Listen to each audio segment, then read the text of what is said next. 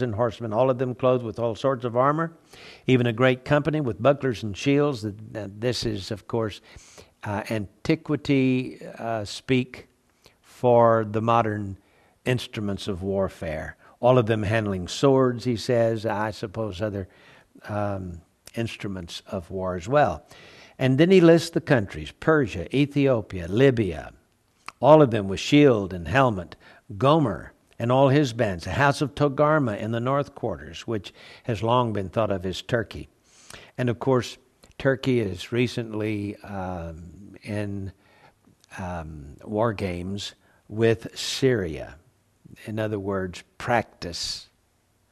They're practicing battles. And all his bands and many people with thee, be thou prepared, and prepare for thyself, thou and all thy company that are assembled unto thee, be thou a guard unto them. God is saying here that Russia will fill the role of being guard, or guardians of these Arab states.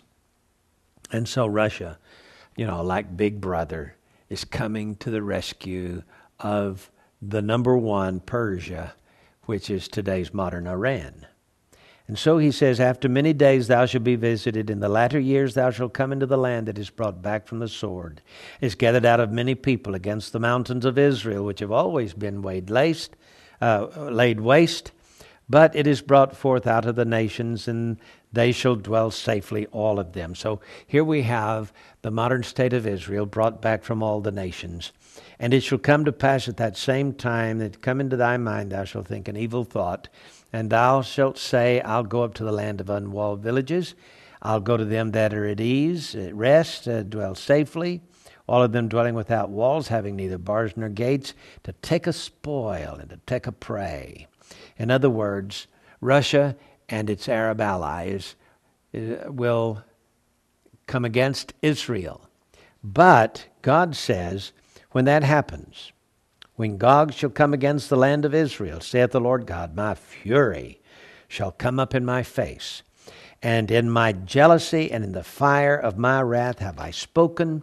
Surely in that day there shall be a great shaking in the land of Israel. It's going to be a mighty war, a mighty battle, so that the fish of the sea and the fowls of the heaven, the beasts of the field, and all the creeping things, and all men that are upon the face of the earth shall shake at my presence. And the mountains shall be thrown down, and the steep places shall fall, and every wall shall fall to the ground. And I'll call for a sword against him. And throughout all my mountains, saith the Lord, every man's sword shall be against his brother.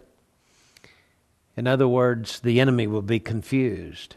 I'll plead against him with pestilence and with blood, and I will rain upon him and upon his bands and upon the many people that are with him, and overflowing rain and great hailstones and fire and brimstone. This is God's judgment upon Russia, Iran, and the other Arab allies in this great battle. He goes on to say that Israel will be burning the weapons, the handstaves, the spears, the bows, the arrows, the shields, the bucklers.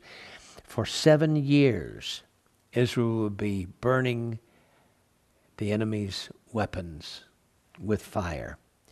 And they'll take so that they take no wood out of the field, neither cut down any out of the forest. In other words, they won't need any other means of fuel.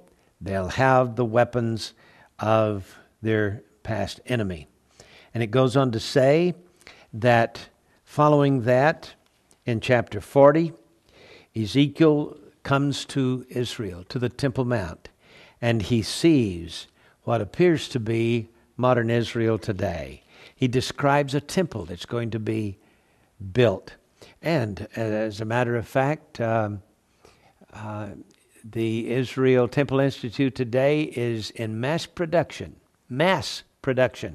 of the garments of the priesthood, preparing for that. But listen now, as we come down to chapter 42 and verse 15.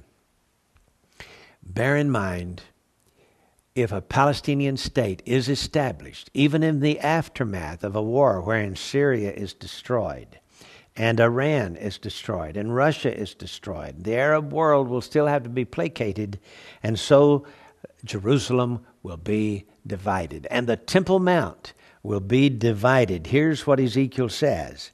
He said, he came to the gate, the eastern gate, whose prospect is toward the east, measured it round about. He measured the east side with the measuring reed, 500, and with the measuring reed round about. He measured the north side, 500, with the measuring reed. He measured the south side, 500, with the measuring reed. Turned about to the west side, measured 500 with the measuring reed. He measured it by the four sides, had a wall round about, 500 long and 500 broad, to make a separation between the sanctuary and the profane place. A wall will be built to separate the Muslim mosques from the new Jewish temple that's going to be set up. Now, it may be a temporary temple.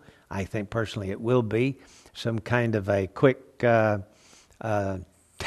type thing rather than a fancy temple. But it will be set up with a wall built between them to make a separation. So, Jerusalem will be divided. The Palestinian state will be established. And Israel will get only a portion on which to worship on the Temple Mount. That's what I see in the book of Ezekiel, and I tell you, everything seems to be moving in that direction today. How long will it be before this Palestinian state is established? I don't know. But I see, first, the war with Persia. And then we'll have that divided Israeli state. I'm J.R. Church. We'll see you again tomorrow with our analysis of the news.